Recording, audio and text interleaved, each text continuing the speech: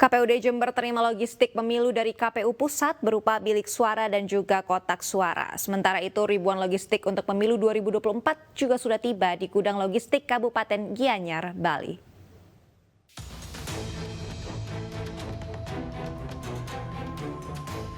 KPUD Jember telah menerima 12.500 kotak suara dan 6.000 bilik suara dari KPU Pusat pada hari ini. Sementara diketahui kebutuhan di KPUD Jember untuk kotak suara sejumlah 38.530 dan bilik suara 30.824. Terkait hal tersebut, rencananya pada hari berikutnya kekurangan logistik akan dipenuhi. Diketahui KPUD Jember sempat mengalami keterlambatan terutama penyediaan gudang logistik. Hal ini terjadi lantaran beberapa waktu lalu KPUD Jember gagal menyewa gudang penyimpanan. Sebelumnya KPUD Jember telah menerima tinta sebanyak 15.412 botol, segel sebanyak 740.370 serta segel plastik sebanyak 200.356. Terkait hal tersebut, diharapkan pada awal Januari 2024, KPUD Jember sudah dapat menerima surat suara. Setelah melakukan pengecekan, logistik yang dikirim ke KPUD Jember tidak ditemukan kerusakan. Sementara itu, satu persatu logistik untuk pemilihan umum 2024 juga sudah tiba di gudang logistik KPU Kabupaten Gianyar, Bali. Mulai dari bilik suara, kotak, tinta, hingga tanda pengenal KPPS dan saksi, sedangkan untuk surat suara masih menunggu kiriman dari KPU Pusat. Guna mengamankan ribuan logistik yang sudah tiba, KPU Gianyar dijaga ketat oleh petugas kepolisian selama 24 jam dan akan dilakukan hingga pemilu 2024 berakhir. Tim gabungan Bawaslu bersama Satpol PP Tulung Agung Jawa Timur mencopot ratusan baliho calon legislatif.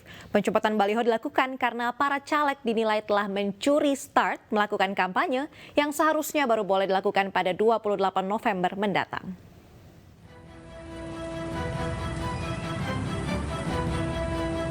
Penertiban baliho caleg ini dilakukan selama 3 hari di seluruh kecamatan Tulung Agung.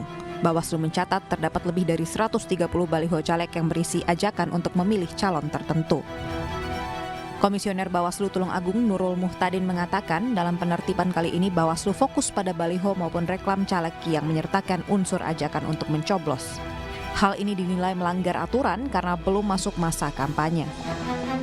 Petugas sangat berhati-hati dalam melakukan pencopotan baliho caleg. Mereka menjaga baliho tersebut tidak rusak agar bisa diambil kembali oleh pemiliknya. Bawaslu menegaskan baliho-baliho ini bisa dipasang kembali oleh para caleg jika telah masuk masa kampanye mulai 28 November mendatang. Di mana pada pertemuan kita terakhir dengan partai politik, perwakilan partai politik itu kita sepakati bahwa partai politik bisa menertibkan sendiri.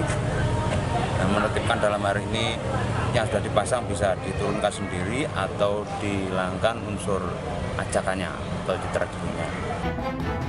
Meski perwakilan partai politik sudah diberi waktu untuk menertibkan baliho masing-masing, namun setelah jangka waktu 14 hari, baliho tidak juga diturunkan.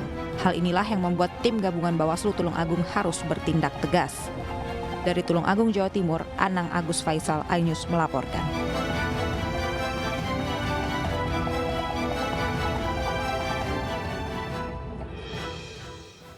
Paslon nomor urut 2 Prabowo Gibran dilaporkan ke Bawaslu karena libatkan anak di bawah umur dalam tayangan iklan di stasiun televisi swasta.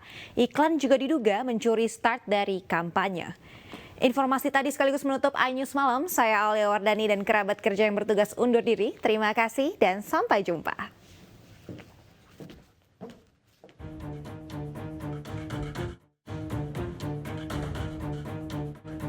Radar Demokrasi Indonesia melaporkan pasangan calon nomor urut 2 Prabowo Gibran ke Bawaslu terkait dugaan pelanggaran pemilu.